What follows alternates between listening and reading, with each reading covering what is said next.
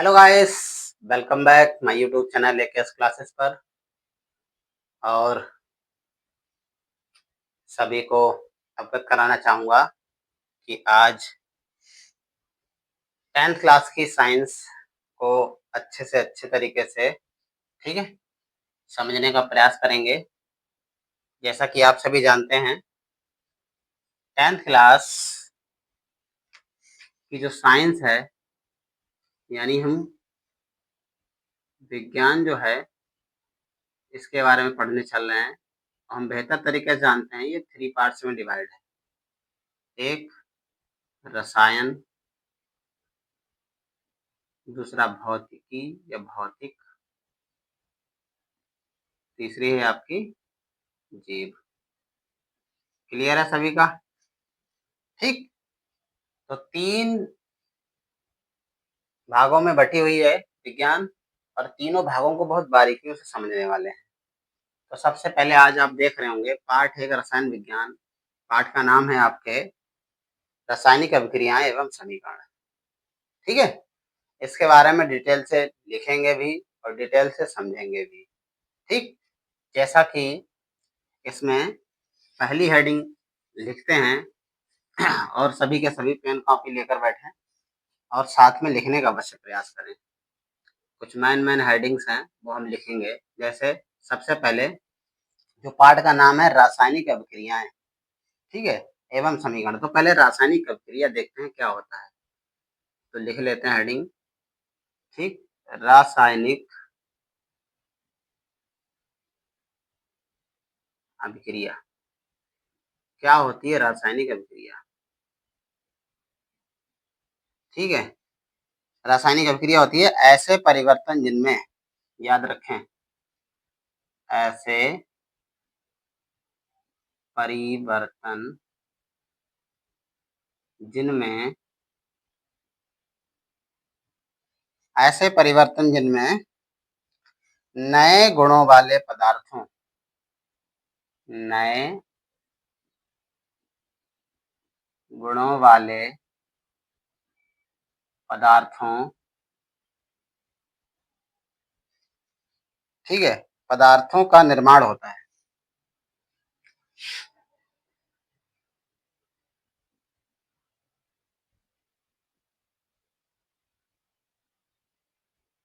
निर्माण होता है रासायनिक अभिक्रिया का।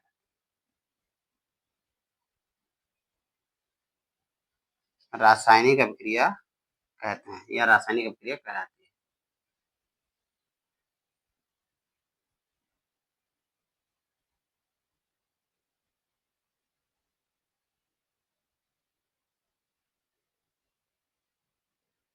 क्लियर है? रासायनिक अभिक्रिया कहलाती है। ठीक है, अब आप लोग जान रहे होंगे कि जैसे आप जानते हो, अभी आपका बेसिक तैयार नहीं है तो बिल्कुल जीरो लेवल से बताएंगे, आगे रिएक्शंस भी लेंगे। ठीक है, जैसे आप जानते हो, एक तरफ हम ले लेते हैं पानी को, ठीक है, और पानी के साथ में लेते हैं चीनी और बनाते हैं अपने लोग, तो क्या बन जाता है? शरबत बनता है। ये जो अपने लोगों ने कुछ किया, यानी दो चीजों को आपस में ऐड करके जब एक नई चीज हमने बनाई है, तो यही होती है रासायनिक अभिक्रिया। ठीक है, अभी केमिकल फार्मूलेस की सहायता से भी समझेंगे। ठीक, जैसे अगर मान लेते हैं थोड़ी देर के लिए, यहाँ पर जैसे आपका ये है आपका H प्लस O2, ये जब आपस में मिलते हैं, ठीक है, H क्या है आपकी? हाइड्रोजन।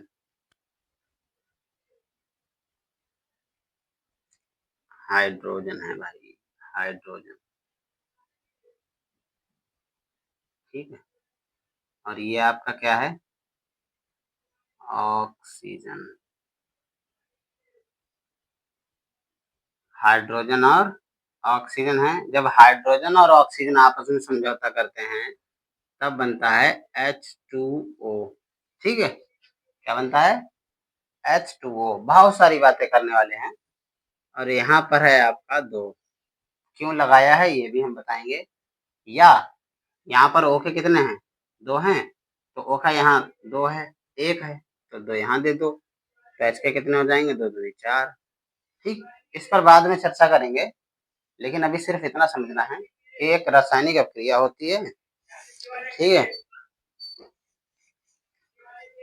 एक रासायनिक अभिक्रिया होती है और उस रासायनिक अभिक्रिया में एक हिस्सा इधर होता है और एक हिस्सा इधर होता है, और इन दो हिस्सों को कहते हैं, इन दो हिस्सों के अलग अलग अपने अपने नाम है। ठीक, इधर का जो हिस्सा होता है वो कहलाता है अभिकारक।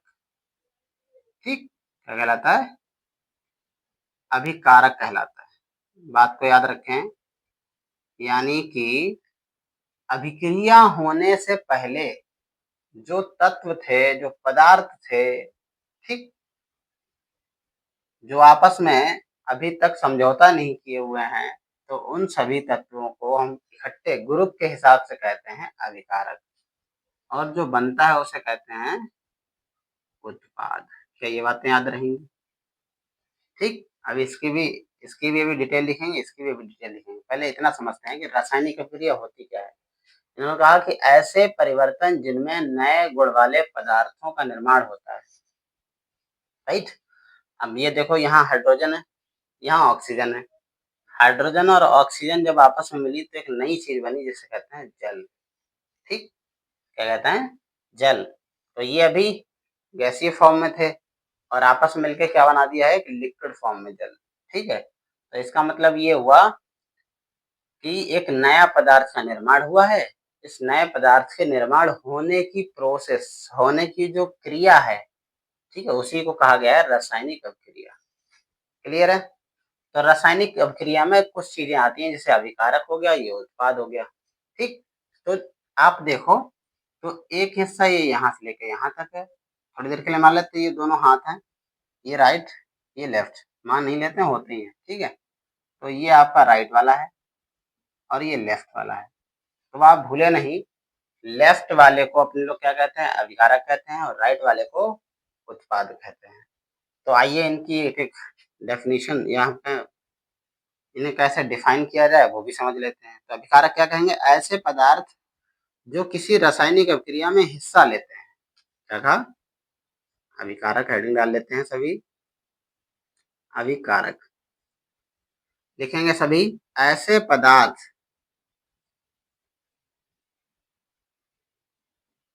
ऐसे पदार्थ जो किसी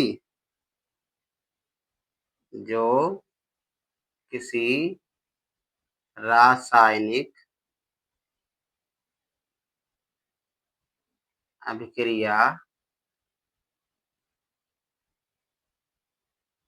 में भाग लेते हैं, उन्हें अभिकारक कहते हैं। ठीक है, अभिकारक कहते हैं। क्या ये बात याद रहेगी, अभिकारक कहते हैं। ठीक, फिर आपकी अगली हेडिंग लिख लेते हैं उत्पाद की। अब उत्पाद क्या है बच्चों, ठीक है, उत्पाद की बात करें तो ऐसे पदार्थ जिनका निर्माण, ऐसे पदार्थ जिनका निर्माण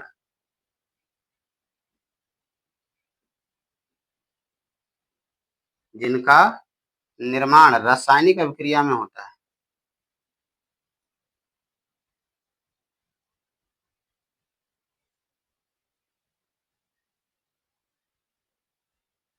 रासायनिक अभिक्रिया में होता है। ठीक है, रासायनिक अभिक्रिया में होता है, उन्हें उत्पाद कहते हैं।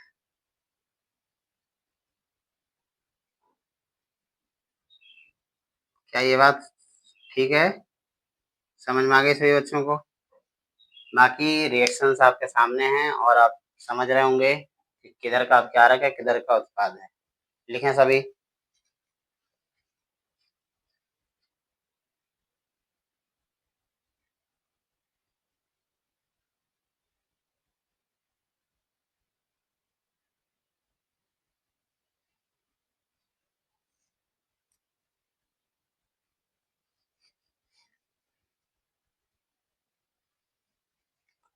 आगे बढ़ें।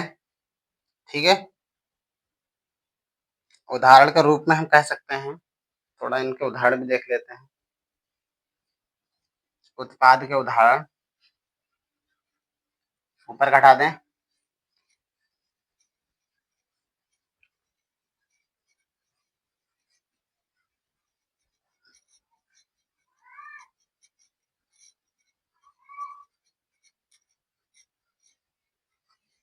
उदाहरण लिख लें सभी।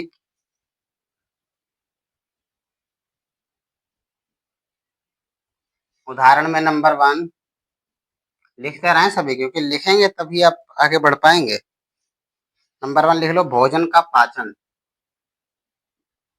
भोजन का पाचन, है ना। भोजन का पाचन यानी हम क्या है, खाना खाते हैं, पानी ले लेते हैं, और जो रिएक्शंस होती है आपस में जाके, जिससे एक एनर्जी जनरेट होती है। तो जो एनर्जी जनरेट हो रही है, ठीक है, वो एनर्जी किसके कारण हो रही है? रासायनिक अभिक्रियाओं के कारण। ठीक। तो जो अपने लोगों ने खाया है, जो अपने लोगों ने ग्रहण किया है, वो क्या है अभी? वो अभिकारक है। ठीक है। और अभिकारक के फलस्वरूप, ठीक है, वो जो हमें एक एनर्जी के रूप में प्राप्त होता है, वो उत्पाद कहलाता है। ठीक है। तो यहाँ पर भोजन का पाचन, नंबर 2 लिखें सभी। नंबर 2 लिख लें, श्वसन। नंबर 2 में क्या है? श्वसन। जब सांस लेते हैं तो आप जानते हो, सांस लेने में क्या जाती है हमारे? ऑक्सीजन जाती है, और ऑक्सीजन जो निकल के आती है वो कार्बन डाइऑक्साइड के रूप में निकल के बाहर आ जाती है ना। तो ये भी एक प्रकार से क्या हो रहा है? रिएक्शन हो रही है अंदर। ठीक है। दूसरा है लोहे पर जंग लगना। तीसरा आपका क्या है? लोहे पर जंग लगना। जंग, हाँ, लोहे पर जंग लगना। क्लियर है? नंबर 4 लिख लो उदाहरण के रूप में, छोटी सी चीज, दही का बनना। ठीक। दही का बनना, ये आपके रहेंगे उदाहरण के रूप में।